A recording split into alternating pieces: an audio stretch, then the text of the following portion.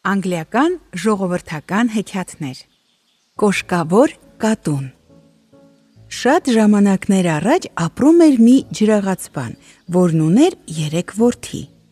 Հարուստ չէր այս ջրաղացպանը, այնպես որ երբ մեռավ, ընդամենը 3 բան ուներ թողնելու տղաներին՝ մի ջրաղաց, մի ավանակ և մի կատու։ Ավագին բաժին ընկավ ջրաղացը, միջնեկին ավանակը, իսկ ամենակրտսերին կատուն։ Կրտսեր որդին դժգոհ մնաց, նա այսպես էր մտածում. եղբայրներիս բախտը բերեց, նրանք միասին աշխատելով լավ ապրուստի տեր կդառնան։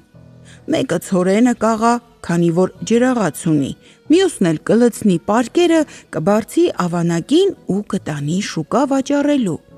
Իսկ ես շուտով քաղցից կմեռնեմ, քանի որ ունեցած-չունեցածս մի կատու է։ Կատուն լսեց այս բոլորը և քսմսվելով տիրոջ ոտքերին ասաց. «Սիրտդ մի կոտրիր, տեր իմ,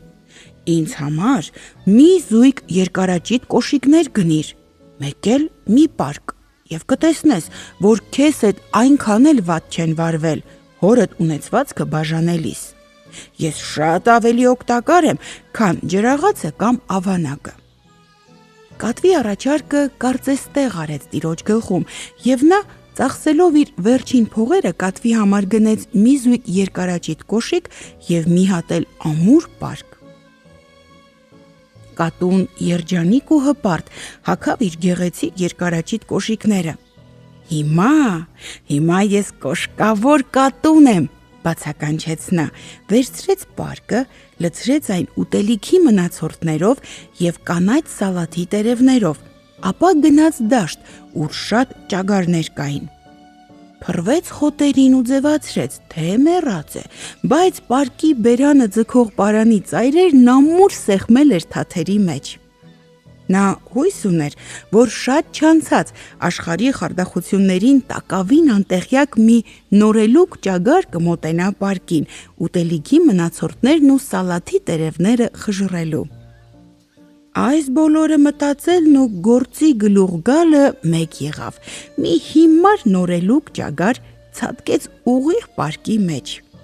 Կատուն էլ տեղն ու տեղը ամուր ձգեց պարանի ծայրերն ու բռնեց նրան։ Այս հաջողությամբ ուրախացած կատուն շարժվեց դեպի պալատ։ Հասնելուն պես խնդրեց, որ իրեն ուղեկցեն թագավորի մոտ։ Ծառաները զարմանքից քար կտրեցին, տեսնելով կոշիկներ հագած կատու, բայց ճարներն ինչ, ուղեկցեցին նրան դեպի թագավորի գահը։ Կատուն խորը գլուխ տվեց թագավորին ու ասաց. «Ձերդ մեծություն, իմ տեր Մարքիզ Կարաբասը ուղարկում է ձեզ այս ճագարը որպես նվեր»։ «Հաղորդիր տիրոջդ, ասաց թագավորը, որ ես խորապես շնորհակալ եմ այդ նվերի համար և սիրով ընդունում եմ այն»։ Հաջորդ օրը կատուն թաքնվեց ցորենի արտում և պարկով 2 աղավնի բռնեց։ Այս անգամ էլ թռչունները տարավ պալատ ու նվիրեց թագավորին, ասելով, որ իր տերը Մարքիզ Կարաբասն է ուղարկել։ Այս տիտղոսն էլ կատուն էր հնարել տիրոջը դիմելու համար։ Թագավորին դուր եկան աղավնիները, և նա կարգադրեց վարձատրել կատվին։ Այս դեպքից հետո շաբաթներ շարունակ կատուն այցելում էր թագավորին, ամեն անգամ հետը բերելով մի նոր թռչուն և հավաստիացնելով, թե տերն է բռնել և ուղարկել իրեն նվեր։ Թագավորն ընդունում էր նվերները մեծ բարեհաճությամբ։ Թագավորը մի շատ գեղեցիկ դուստր ուներ, ուներ-չուներ այդ աղջիկն էր։ Մի օր կատուն, որն արդեն տեսել էր արքայադստերը և համոզվել, որ նա աշխարհի ամենագեղեցիկ աղջիկն է, իմացավ, որ թագավորն ու արքայադուստրը պատրաստվում են կառքով զբոսնել գետի եզերքով։ Կատուն վազեց տիրոջ մոտ և ասաց. «Տեր իմ, եթե դու անես այնպես, ինչպես ես կասեմ, բախտդ ապահովված է։ Անելիքդ հետևյալն է. դու պիտի լողանաս գետի այն մասում, որտեղ ես ցույց կտամ, իսկ մնացածը թող ինձ վրա»։ Տերն արեց այնպես, ինչպես կատուն ասել էր, բայց հենց որ նա մտավ ջուրը, կատուն թաքցրեց տիրոջ մաշված ու գունաթափ շորերը։ Շատ չանցած հայտնվեց և թագավորի կառքը։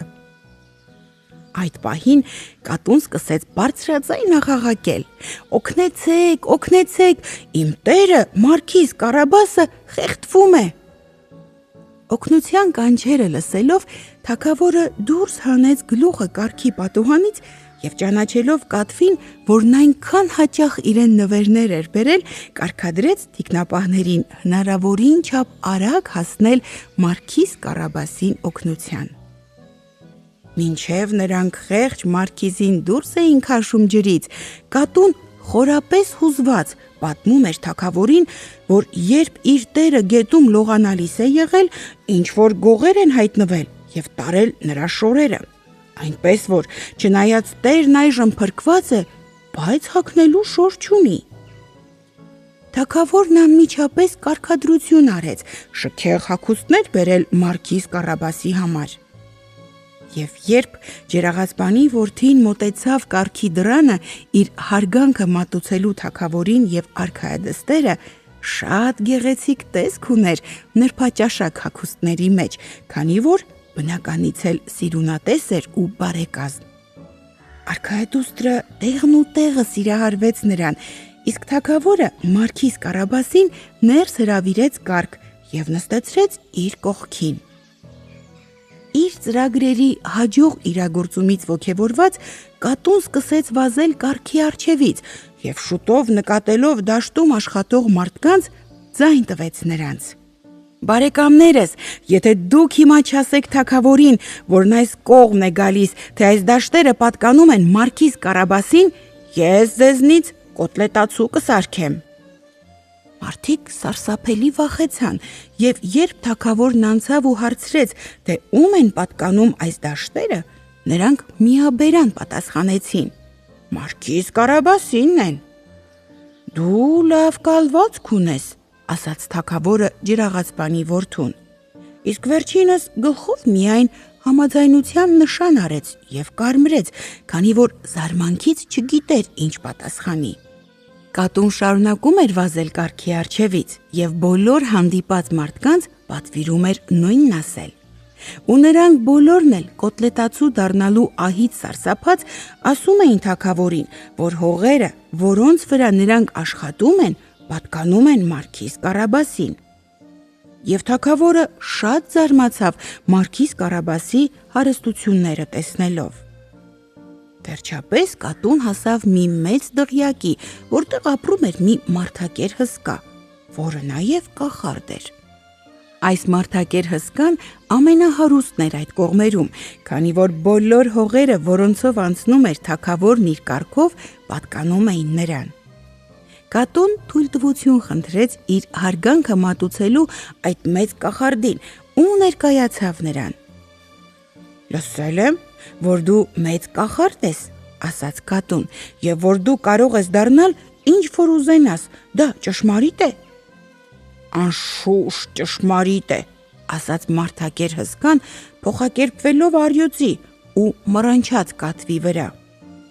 Կատուն սարսափելի վախեցավ, պատուհանից դուրս ցատկեց ու մագլցեց ջրհորդանն ի վեր, բավականին դժվարանալով իր երկարաճիտ կոշիկների պատճառով։ Ու այնտեղից չիջավ, մինչև մարդակեր հսկան չվերստացավ իր նախկին տեսքը։ «Դու հրաշալի վարպետ ես», ասաց կատուն մարդակերին, «բայց ինձ թվում է, որ դու կարող ես փոխակերպվել միայն քեզ նման հսկա և ուժեղ գազանների։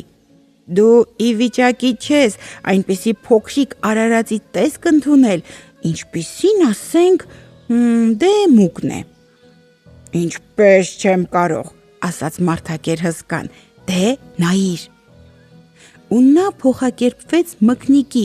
և սկսեց վազվզել հատակի վրա։ Կատուն, տեսնելով մկանը, առանց հապաղելու ցատկեց վրան ու կուլ տվեց, նախքան մուկը կհասցներ նորից նախկին տեսքը ընդունել։ Հետո շտապ դուրս ելավ դիմավորելու թագավորին, քանի որ լսեց բակ մտնող կառքի ձայնը։ Բարի գալուստ, Մարքիզ Կարաբասի դղյակը, ձերդ մեծություն, ասաց նա։ Այս ինչ եմ լսում, տեր իմ Մարքիզ, բացականչեց թագավորը։ Ուրեմն այս հսկա ամրոցն էլ է քոնը։ Եկեք ներս մտնենք, աղաչում եմ։ Եվ այսպես ջրաղացպանի որդին առաջարկեց իր թևն արքայադստերը, եւ նրանք բոլորը մտան դղյակ։ Իսկ այնտեղ նրանց էր սպասում ճաշի մի ընտիր սեղան, որ մարդակեր հսկան պատվիրել էր իր ընկերների համար։ Թագավորն ու արքայադուստրը մեծ բավականություն ստացան թե ճաշկերույթից, թե փառահեղ ամրոցից եւ թե երիտասարդ ու գեղեցիկ Մարքիզի կիրթ շարժուձևից։ Տեր իմ, ասաց թագավորը, ես ուզում եմ պատիվ անել ձեզ եւ առաջարկում եմ աղջկաս ձեռքը։ Ջրաղացպանի որդին ուրախությամբ ընդունեց այս առաջարկը եւ հենց նույն օրն էլ նրանք ամուսնացան։ Երկար ու երջանիկ տարիներ ապրեցին նրանք միասին եւ երբ թագավորը մեռավ, իրենք դարձան թագավոր եւ թագուհի։ Կատուն էլ դարձավ մեծ պալատական ու այլևս չէր վազում մկների կամ առնետների հետևից, միայն երբեմն, այն էլ զվարճանալու համար։